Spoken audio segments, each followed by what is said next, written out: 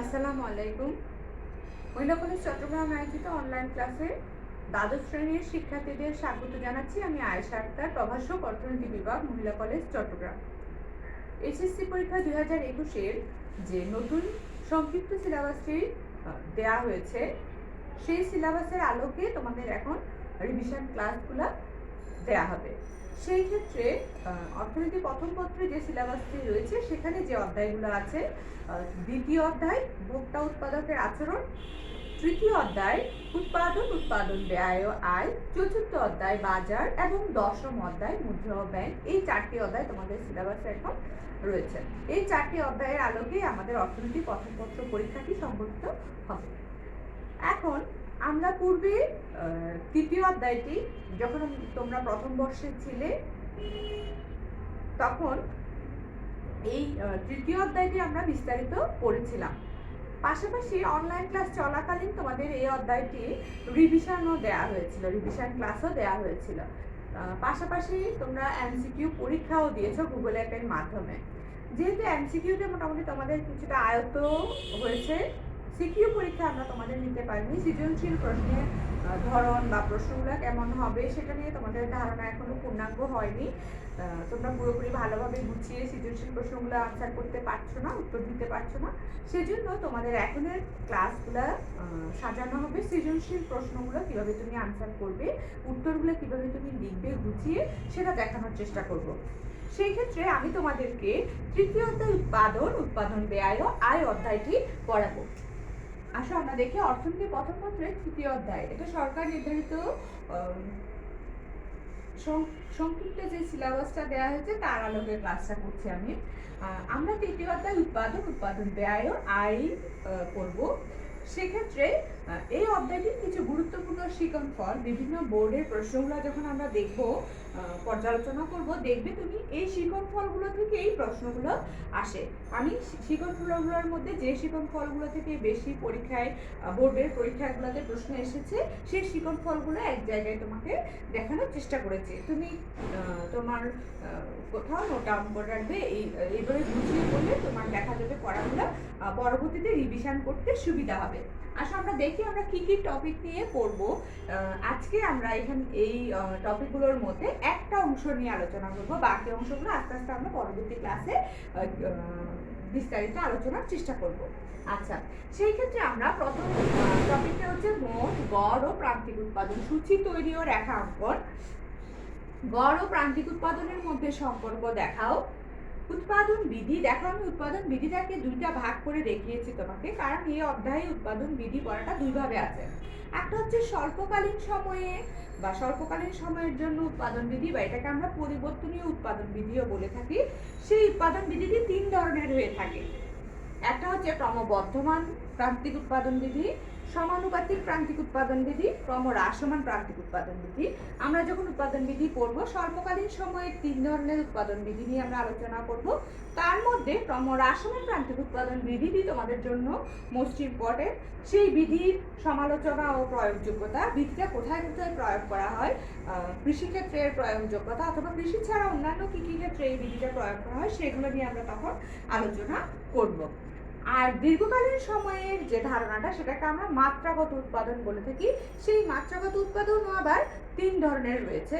একটা হচ্ছে ক্রমবর্ধমান মাত্রাগত উৎপাদন, সমানুপাতিক মাত্রাগত উৎপাদন, আর একটা হচ্ছে ক্রমহ্রাসমান মাত্রাগত উৎপাদন। তার মানে আমরা বিধি পড়ব দুই ধরনের, একটা স্বল্পকালীন সময়ের জন্য, একটা দীর্ঘকালীনের জন্য। স্বল্পকালীনেরটাকে আমরা বলবো প্রান্তিক বিধি, সেটা আবার তিন ধরনের থাকবে। আবার দীর্ঘকালীন অংশে রয়েছে মাত্রাগত উৎপাদন, সেটা আবার তিন ধরনের থাকবে। সেগুলো আমরা পরবর্তী ক্লাসে বিস্তারিত আলোচনা করব। উৎপাদন ব্যয়। উৎপাদন ব্যয় দেখো, আমি এখানে সংক্ষিপ্ত আকারে দেখিয়েছি। টিসি মানে হচ্ছে মোট ব্যয়, টোটাল কস্ট। এসি গড় ব্যয়, অ্যাভারেজ কস্ট। এমসি হচ্ছে মার্জিনাল কস্ট, প্রান্তিক ব্যয়। এরকম প্রত্যেকটা ব্যয় তোমাকে আমি আলাদা করে ব্যাখ্যা এবং সূত্র সহ দেখাবো। প্রত্যেকটা সূচি তৈরি ও রেখা অঙ্কন, এগুলো বোর্ডে কিভাবে প্রশ্ন আসে সেই আলোকে তোমাকে ব্যাখ্যা করা হবে। টিবিসি হচ্ছে মোট পরিবর্তনীয় ব্যয়, টিএফসি হচ্ছে মোট স্থির ব্যয়, এবিসি হচ্ছে গড় পরিবর্তনীয় ব্যয়, এফসি হচ্ছে গড় স্থির ব্যয়। এই প্রত্যেকটা ব্যয়ের সূত্র সহ কিভাবে সূচি তৈরি করবে এবং রেখা অঙ্কন করবে সেটি আমরা পরবর্তীতে যখন এই টপিকটা নিয়ে আলোচনা করব তখন দেখানো হবে। গড় ও প্রান্তিক খরচের মধ্যে সম্পর্ক দেখাও। এই যে এসি ও এমসি এর মধ্যে সম্পর্ক দেখাও, এটা চিত্র সহ আসে এবং এটা খুব ভেরি ভেরি ইম্পর্টেন্ট, কারণ এটা অনেকগুলো বোর্ডে এই লাস্ট টপিকটা নিয়ে অনেকগুলো বোর্ডে প্রশ্ন এসেছে। তাহলে আমাদের এই 6টা টপিককে যদি আমরা গুছাই তাহলে আমার ক্লাস হবে 5টা। আমি তোমাদেরকে ক্লাস দিব 4টা বা 5টা। আচ্ছা, প্রথম দিন আমি তোমাকে দিব 2টা টপিকের উপরে ক্লাস। আজকে আমরা যে 2টা টপিকের উপরে ক্লাস করবো সেটা হচ্ছে মোট গড় ও প্রান্তিক উৎপাদন সূচি তৈরি ও রেখা অঙ্কন এবং গড় ও প্রান্তিক উৎপাদনের মধ্যে সম্পর্ক দেখাও। এই উৎপাদন বিধি আমরা 2 দিন আলাদা আলাদা আলোচনা করব, কারণ এই উৎপাদন বিধিটা হচ্ছে 3টা উৎপাদন বিধি এখানে তোমাকে ব্যাখ্যা করতে হবে, এখানে আবার 3টা উৎপাদন বিধি আলাদাভাবে তোমাকে ব্যাখ্যা করতে হবে। সেজন্য আমরা 2 দিন এই বিধিগুলো নিয়ে ক্লাস করব। ক্রমহ্রাসমান প্রান্তিক উৎপাদন বিধির পড়াটা আমরা এই বিধি সেদিন পড়াবো, সেদিন দেখিয়ে দিব। উৎপাদন ব্যয় পড়াটা আমরা একদিন দেখাবো। ওকে, তাহলে আমাদের এই অংশে যে পড়াটা আজকে আমরা পড়বো সেই পড়ায় আমি চলে যাচ্ছি। মোট গড় প্রান্তিক উৎপাদন সূচি তৈরি ও রেখা অঙ্কন, আরেকটা হচ্ছে গড় প্রান্তিক উৎপাদনের মধ্যে সম্পর্ক দেখাও। আমি একটা নমুনা উদ্দীপক দিয়ে তারপর প্রশ্নগুলো কেমন আসে কিভাবে লিখতে হবে সেটা দেখাবো। তোমাদের এই যে উৎপাদন কাকে বলে, উৎপাদনের ব্যাখ্যাগুলো তোমাদের পূর্বের ক্লাসগুলোতে করানো হয়েছে। ইউটিউবে এই ক্লাসগুলো আপলোড করা আছে, তোমরা চাইলে ওইখান থেকে বিস্তারিত ক্লাসগুলো দেখে নিতে পারো। আমাদের এখনের চেষ্টা থাকবে যে নমুনা উদ্দীপক দেখানো, তোমাকে উদ্দীপক আসলে পরীক্ষায় তুমি কিভাবে উত্তরগুলো লিখবে গুছিয়ে সেটা দেখানোর চেষ্টা করব। সেজন্য এখানে আমি একেবারে সংজ্ঞা সূত্র এগুলো বিস্তারিত দেখাবো না, আমি সির্ফ নমুনা উদ্দীপক দেখাবো এবং নমুনা উদ্দীপক তুমি কিভাবে ব্যাখ্যা করবে সেটা দেখানো হবে। এগুলোর বিস্তারিত ক্লাস ইউটিউবে আপলোড করা আছে, তুমি সেখান থেকে দেখে নিবে। আমি একটা নমুনা উদ্দীপক লিখেছি, এটা একটা বোর্ডে এসেছে, আমি বোর্ডের নামটা লিখলাম না।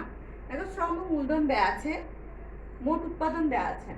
শ্রম মূলধন হচ্ছে 1 2 3 4 এরকম 8টা ক্রম অনুসারে দেয়া আছে। একক বলতে পারো তুমি, 1 একক 2 একক কিভাবে 8 একক পর্যন্ত। মোট উৎপাদন আছে দেখো 8 20 30 36 40 42 42 40, এগুলো হচ্ছে মোট উৎপাদন দেয়া। প্রশ্ন হইতে পারে কি কি?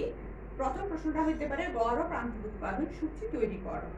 আমাদেরকে বলেছে এখানে দেয়া আছে মোট উৎপাদন, আমরা গড় ও প্রান্তিক উৎপাদন সূচি তৈরি করব। তৈরি করতে হলে আমাকে অবশ্যই গড় ও প্রান্তিক উৎপাদন সম্পর্কে ধারণা থাকতে হবে। আসলে প্রথমে আমরা গড় উৎপাদনটা দেখি। 1 নাম্বার প্রশ্নের উত্তরটা আমরা লিখব। আমরা প্রথমে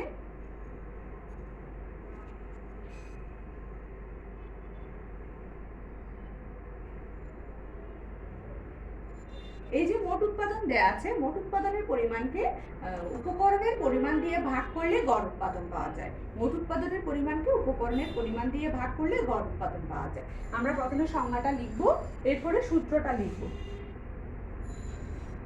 এখানে আমরা সংজ্ঞাটা লিখব, মোট উৎপাদনের পরিমাণকে উপকরণের পরিমাণ দ্বারা ভাগ করলে গড় উৎপাদন পাওয়া যায় যেমন দিয়ে সূত্রটা লিখব। সূত্রটা হচ্ছে F = TP / Q। আচ্ছা, এখন আমরা মোট উৎপাদনকে উপকরণের পরিমাণ দ্বারা ভাগ করলে কি পেয়ে যাব? গড় উৎপাদন পেয়ে যাব।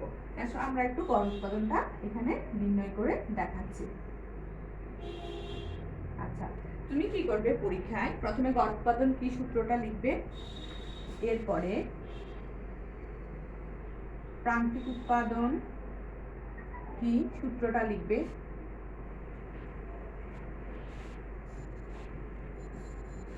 এই যে উপকরণের পরিমাণ পরিবর্তনের ফলে মোট উৎপাদনের যে পরিবর্তন হয় তার অনুপাতকে বলা হয় কি? প্রান্তিক উৎপাদন।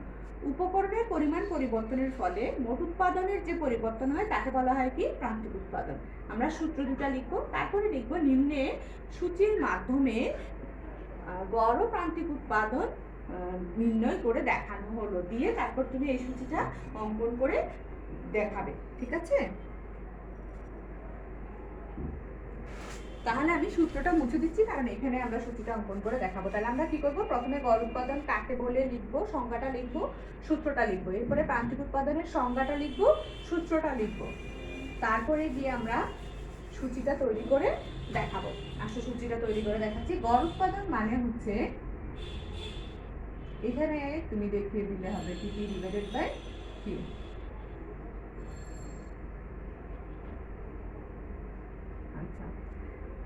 কে 1 দিয়ে ভাগ করলে 8, 20 কে 2 দিয়ে ভাগ করলে 10, 30 কে 3 দিয়ে ভাগ করলে 10,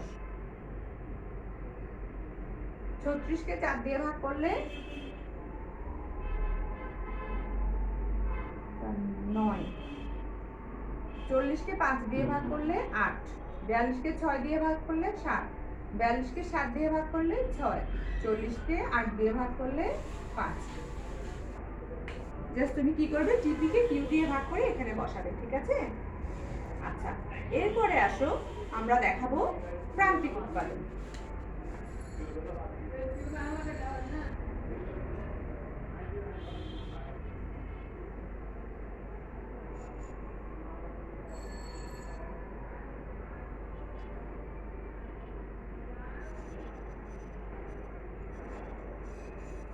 আচ্ছা, প্রান্তিক উৎপাদন নির্ণয় করতে প্রথমটা যে মানটা দেওয়া আছে ওটাই বসে যাবে। প্রথমটা 8 দেয়া মোট উৎপাদন, সেজন্য আমরা এখানে 8 বসাবো। আচ্ছা, পরবর্তীটা থেকে আমরা ম্যাথমেটিক্যাল টার্মটা করে দেখাবো। আচ্ছা,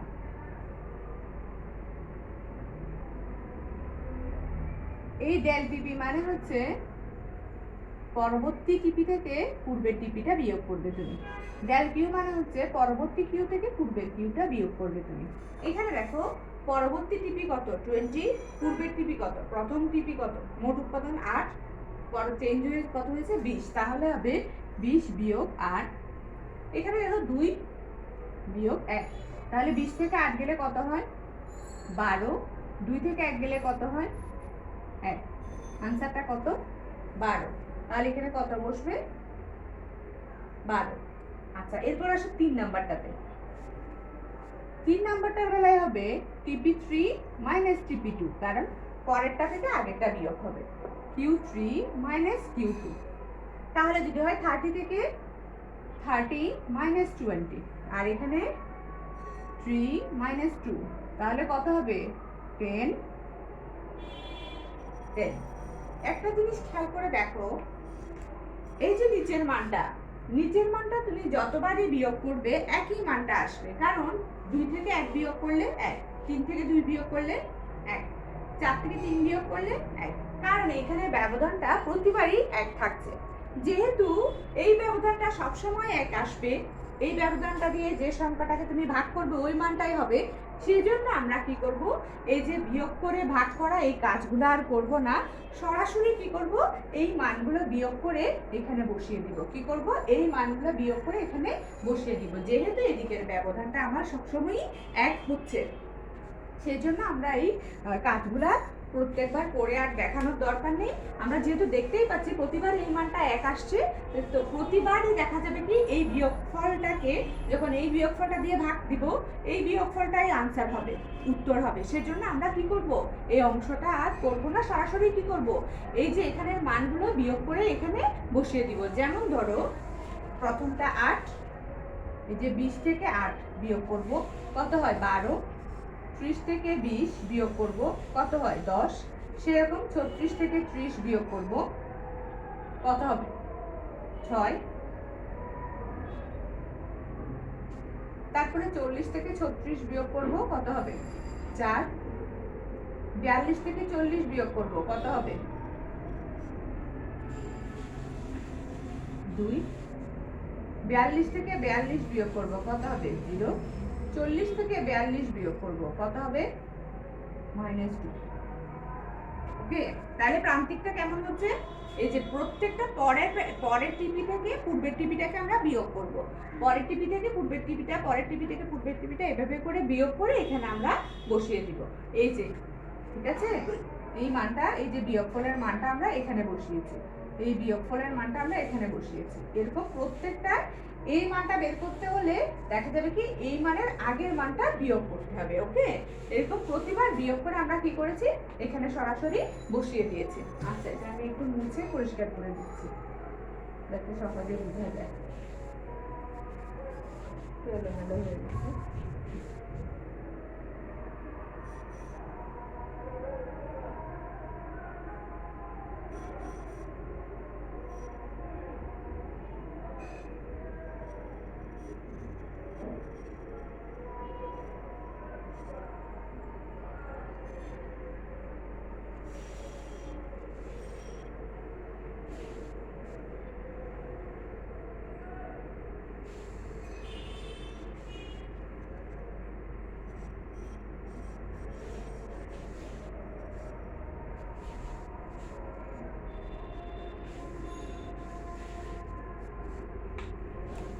এই হচ্ছে আমাদের প্রথম অঙ্কটা করা হয়েছে, গড় ও প্রান্তিক উৎপাদন সূচি নির্ণয় আমরা করেছি। আসো পরের প্রশ্নটা হচ্ছে মোট উৎপাদন রেখা অঙ্কন করো। সেরকম তোমাকে চাইলে বলতে পারে প্রান্তিক উৎপাদন রেখা অঙ্কন করো, গড় উৎপাদন রেখা অঙ্কন করো। রেখা অঙ্কন প্রশ্নটা যেহেতু আমরা এই দুইটা রেখা অঙ্কন সম্পর্ক দেখানোর মধ্যে করব, তাই আমি তোমাদের একটা রেখা অঙ্কন দেখাচ্ছি, সেটা হচ্ছে টিপি রেখা অঙ্কন। আচ্ছা, যদি তোমাকে বলে যে প্রশ্নে মোট উৎপাদন রেখা অঙ্কন করো, তখন তুমি কিভাবে করবে?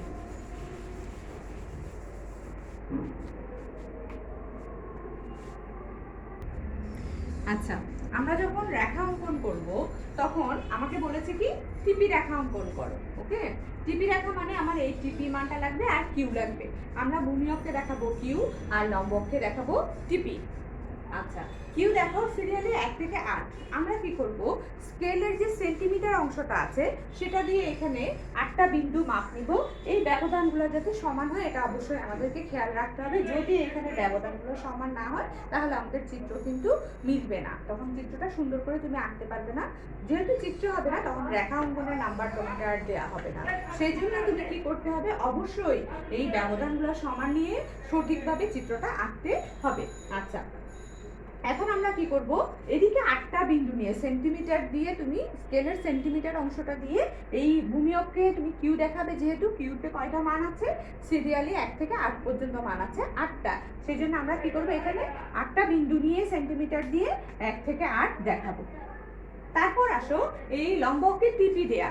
আচ্ছা, এই যে মানগুলো, এই মানগুলো কিন্তু পরীক্ষায় অবশ্যই পরিবর্তন হয়ে যায়। দেখা যাবে এই হুবহু প্রশ্নটা পরীক্ষায় আসবে না, এই মানগুলো হয়তো তোমাকে পরিবর্তন করে দিল, কিন্তু প্রশ্নটা এরকমই হবে যে মোট উৎপাদন রেখা অঙ্কন করো, শুধু এই জায়গাটা হয়তো পরিবর্তন করে দেয়া হয়েছে। হ্যাঁ, তখন সেই ক্ষেত্রে এই মানগুলো তোমাকে প্রশ্ন বুঝে, উদ্দীপক বুঝে মানগুলো নেওয়া কিভাবে নিতে হবে সেটা তোমাকেই নির্ণয় করতে হবে। আমি তোমাকে এখন একটা নমুনা হিসেবে দেখিয়ে দিচ্ছি কিভাবে তুমি নিবে। যদি এটা আমি দেখো এখানে 8 আছে, 20 আছে, 30 আছে, 36 আছে, 40 আছে। হ্যাঁ, আমি কি করলাম, যেহেতু এখানে কিছু ভাঙ্গা সংখ্যা কিছু গোটা সংখ্যা এরকম দেয়া, আমি 10-10 ব্যবধান না নিয়ে 5-5 ব্যবধান নিয়েছি। তুমি চাইলে এখানে 10-10 ব্যবধানও নিতে পারো, অর্থাৎ এটাকে 10, 20, 30, 40 এরকমও দেখাতে পারো। আবার আমি যেভাবে দেখিয়েছি 5, 10, 15, 20 এরকমও দেখাতে পারো। এখানেও তুমি স্কেলের সেন্টিমিটার বা ইঞ্চি অংশটা দিয়ে একটা একটা করে এরকম, যেহেতু এখানে আমি 40 পর্যন্ত ব্যবধান নিচ্ছি, তাহলে হচ্ছে 5-8 40, আমি 8টা বিন্দু নিয়েছি, নিয়ে 5-5 ব্যবধানে সংখ্যা বিন্দুগুলোর আগে শনাক্ত করেছি। যেমন আমি প্রথমে বিন্দুগুলো নিয়ে 5, 10, 15, 20, 25, 30, 35, 40 দিয়েছি। এখন এই 40-এর মধ্যে কিন্তু এখানে আরো কিছু বাড়তি সংখ্যা আছে যেগুলো এখানে আছে কিন্তু দেখানো হয় নাই, সেজন্য আমরা কি করব, সেগুলো দেখিয়ে দিব। যেমন 8, আমরা জানি 5 আর 10, 10-এর এই নিচে কোথাও এই অংশটাতেই তো 8 আছে, তা আমি কি করেছি, একটা জায়গা শনাক্ত করে 8 দেখিয়েছি। যেমন 5 আর 10 মাঝামাঝি কত হবে, 7.5 হবে, তা আমি কি করেছি, মাঝের একটু উপরে 8কে দেখিয়েছি। এটা জাস্ট অনুমান করে তুমি দেখিয়ে দিবে। হ্যাঁ, তারপর আসো আছে দেখো 20, 30, এই যে 20 এখানে আছে, 30 এখানে আছে। তারপর আসো 36, 35 এর একটু উপরে করে আমি 36 দেখিয়েছি। তারপরে 40, 42, এই যে 40 পর্যন্ত আমরা যেহেতু নিয়েছি 40 মানটা আছে, 40 এর একটু উপরে আমি 42টাকে দেখিয়েছি। এই ছিল আমার মান নেয়া। এখন আসো আমি রেখা অঙ্কন করব। কিভাবে আমি রেখাটা আঁকবো, প্রথমে আসো যখন শ্রম ও মূলধনের পরিমাণ 1 তখন মোট উৎপাদন কত, 8।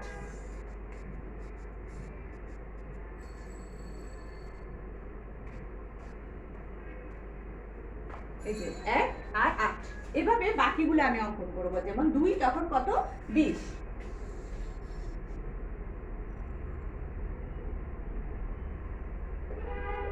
তুমি যদি স্কেল পেন্সিল দিয়ে অঙ্কন করো তাহলে কিন্তু রেখা বাঁকা হওয়ার সম্ভাবনা থাকবে না এবং সহজে মিটে যাবে। তারপরে 3 তখন হচ্ছে 30।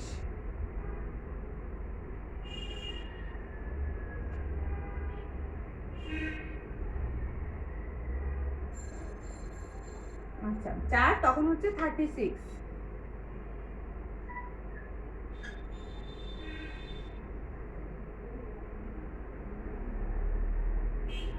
এগুলো তুমি স্কেলার পেন্সিল দিয়ে করবে। 5 তখন হচ্ছে 40।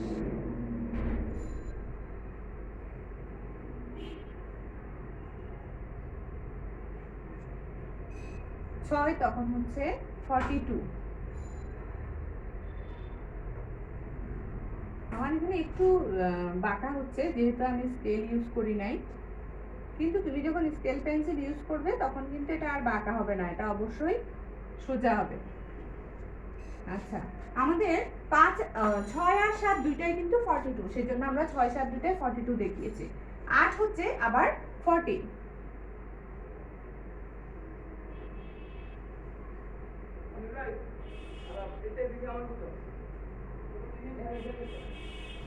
আচ্ছা, বিন্দুগুলো আমরা নিয়ে ফেললাম।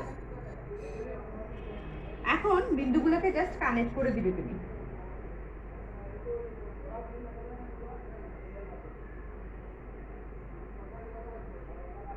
তুমি যদি এই চিত্রটা,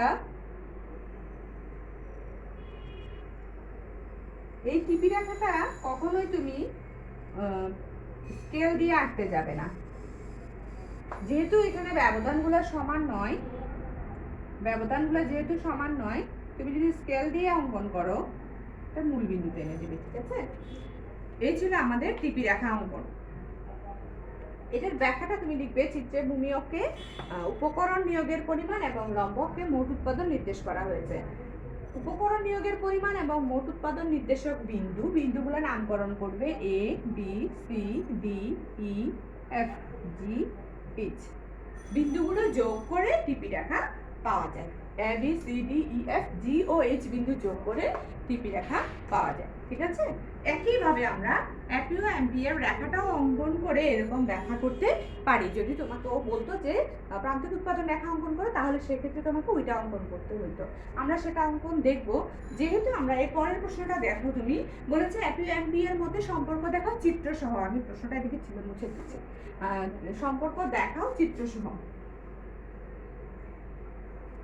চিত্রের সাহায্যে। হ্যাঁ, যেহেতু এখানে আমার চিত্রের কথা বলা আছে, সেজন্য আমরা কি করব, এখানে চিত্রটা আছে দেখে এখানে আর আমি আলাদা করে তোমাকে এপিএমপি রক্ষা আলাদা আলাদা অঙ্কন করে আর দেখাচ্ছি না, যেহেতু সম্পর্কে আমি তোমাকে চিত্রটা অঙ্কন করে দেখাবো।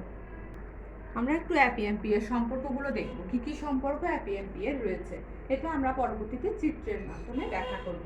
এই মানগুলো দিয়ে চিত্রটা আমরা অঙ্কন করব।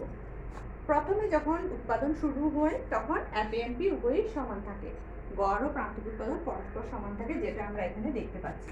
এই যে যখন উৎপাদন শুরু হয়েছে তখন কিন্তু উভয়ই সমান। উপকরণ বৃদ্ধি করা হলে এপিএমপি উভয়ই বৃদ্ধি পায়, তবে এমপি বেশি হারে বৃদ্ধি পায়। আমরা যেমন বললাম যে উপকরণ বৃদ্ধি পেল 1 থেকে 2 হলো, তখন এপিএমপি উভয়ই বৃদ্ধি পাচ্ছে। যেমন ধরো এপি বৃদ্ধি পেল 8 থেকে 10, কিন্তু এমপি বৃদ্ধি পেয়েছে 8 থেকে 12। যখন আমরা উপকরণের পরিমাণ বৃদ্ধি করেছি তখন দেখো এটা হচ্ছে 1 নাম্বার সম্পর্ক, এটা হচ্ছে 2 নাম্বার সম্পর্ক। উভয়ই বৃদ্ধি পেয়েছে, কিন্তু এমপি অধিক হারে বৃদ্ধি পেয়েছে। এপি যখন সর্বোচ্চ হবে, আমি যখন আরো উপকরণ নিয়োগ করব, তখন এপি এমপি উভয়ই আবার সমান হবে। এই যে এখানে এপি এর মানটা দেখো 8, 10, 10, 9, 8, 7, 6, 5 এরকম করে বৃদ্ধি পেয়ে আবার হ্রাস পেয়েছে। উপকরণ যখন আমি আবার বৃদ্ধি করলাম, তখন এপি যখন সর্বোচ্চ হচ্ছে তখন উভয়ই আবার পরস্পর সমান হয়ে যাচ্ছে। এটা তাহলে কয় নাম্বার সম্পর্ক? 3 নাম্বার সম্পর্ক। আমি একটু মিলিয়ে দিচ্ছি যাতে সহজে বুঝে যায়।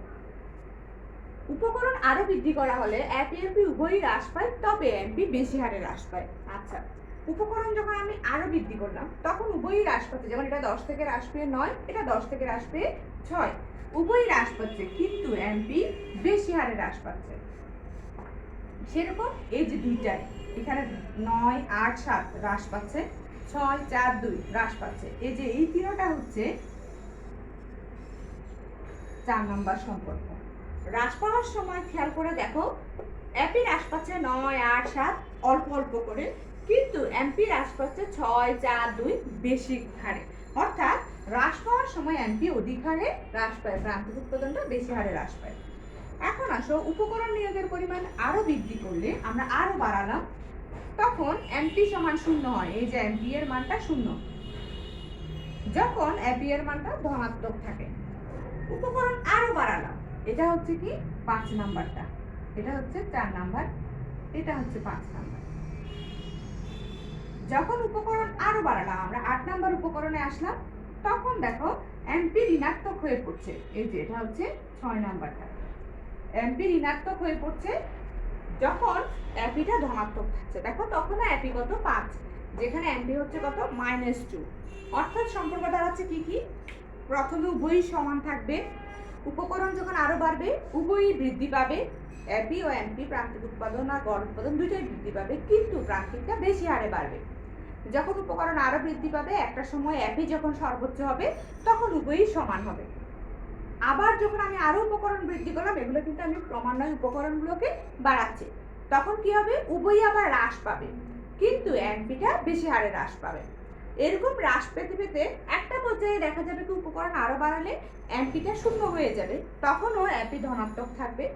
এরকম যখন উপকরণ আরো বাড়াবো অ্যাম্পিটা ঋণাত্মক হয়ে যাবে, তখন অ্যাম্পিটা ধনাত্মক থাকবে। বিষয়টা এখন আমরা একটু চিত্রে দেখাবো। আমরা চিত্র অঙ্কনটা একটু দেখবো। হ্যাঁ, এই যে এখানে ব্যবধানগুলো নিয়েছি আমরা 2 ব্যবধান, যেহেতু এখানে আমার 12 পর্যন্ত মান আছে, এই দুইটা মিলে আমি এদিকেই দেখাবো। আমরা লম্ব অক্ষে দেখাবো হচ্ছে অ্যাপি ও এমপি, ভূমি অক্ষে দেখাবো কিউ। এখন আমরা চিত্রটা অঙ্কন করব।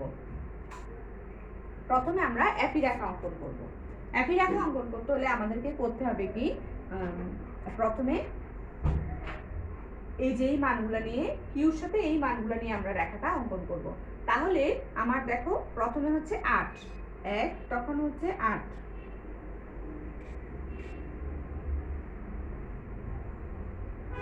2 তখন হচ্ছে 10,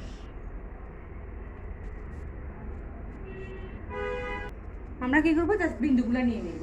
1 তখন 8, 2 তখন 10, 3 তখন 10, 4 তখন 9, 5 তখন 8, 6 তখন 7, 7 তখন 6, 8 তখন 5। এই যে এখানের মানটা আর এই অ্যাপি এর মানটা নিয়ে বিন্দুগুলোকে কানেক্ট করে আমি জাস্ট একটা রেখা অঙ্কন করব।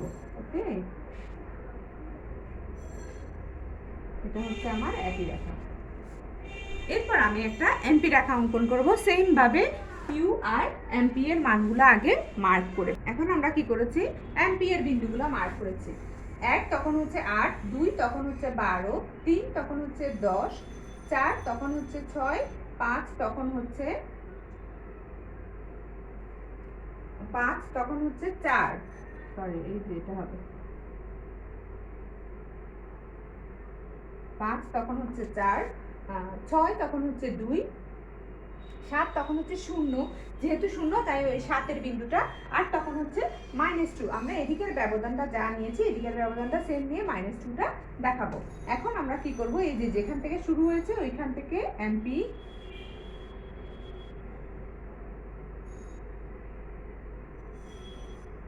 এটা হচ্ছে এমপি রেখা। এই যে এখানে উৎপাদনের শুরুতে উভয়ই সমান, যখন বৃদ্ধি পাচ্ছে দেখো অ্যাপির চাইতে এমপিটা বেশি বৃদ্ধি পাচ্ছে, তারপরে অ্যাপি যখন সর্বোচ্চ তখন আবার উভয়ই সমান, তারপরে যখন হ্রাস পাচ্ছে তখন দেখো অ্যাপি এর চাইতে এমপিটা বেশি হ্রাস পাচ্ছে বলে অ্যাপি রেখাটা এমপি রেখার নিচে অবস্থান করছে। যখন আরো উৎপাদন, আমি যখন উপকরণটা আরো বাড়াচ্ছি, 7 নম্বর উপকরণে আসছি, দেখো এমপিটা 0, তখন অ্যাপিটা ধনাত্মক। যখন উপকরণ আরো বাড়িয়েছি দেখো এমপিটা ঋণাত্মক, তাই এই ভূমি অক্ষের নিচে অবস্থান করছে, তখন অ্যাপিটা দেখো তখনও ধনাত্মক। এই সম্পর্কটা আমাদের একটা বোর্ডে এসেছে, আশা করি তোমরা এখন এটা বুঝতে পেরেছো, কোনো অসুবিধা হয়নি। চিত্রটা তুমি কি করবে, প্রথমে কিউ এর সাথে, এটা হচ্ছে কিউ, এতক্ষণ ধরে যা করলাম আমরা, এটা হচ্ছে কিউ, কিউ এর সাথে আমরা অ্যাপি এমপি নিয়ে প্রথমে আমরা আগে অবশ্যই অ্যাপি রেখা অঙ্কন করব, তারপরে এমপি রেখা অঙ্কন করে সম্পর্কটা ব্যাখ্যা করব। এই ছিল আমাদের আজকের উদ্দীপকটি। আমি তোমাদেরকে একটা ছোট হোমওয়ার্ক দিব, তোমরা ওটা করে কমেন্টে দেখাবে, এবং কোনো সমস্যা হলে সেটা তুমি আমাকে কমেন্টে জিজ্ঞেস করবে, আমি উত্তর দিব, তোমাকে কমেন্টে সলিউশন দেওয়ার চেষ্টা করব। আশা করি কারো অসুবিধা হবে না বুঝতে। বাড়ির কাজটি করে অবশ্যই তোমরা কমেন্টে দেখাবে। দেখো এখানে উদ্দীপকটা দেওয়া আছে, মূলধন, শ্রম, মোট উৎপাদন দেওয়া আছে, আর প্রশ্ন হচ্ছে গড় ও প্রান্তিক উৎপাদন সূচি তৈরি করো। তুমি প্রথমে সূচি তৈরি করে আমাকে দেখাবে, এরপরে হচ্ছে টিপি, অ্যাপি ও এমপি রেখা অঙ্কন করো। তুমি 3টা রেখা আলাদা আলাদা অঙ্কন করে আমাকে দেখাবে, ঠিক আছে? আজকে অবশ্যই এই বাড়ির কাজটা করে তুমি কমেন্ট বক্সে দেখাবে। যদি কোনো বুঝতে অসুবিধা হয় আমাকে জানাবে, আমি সমাধানের চেষ্টা করব।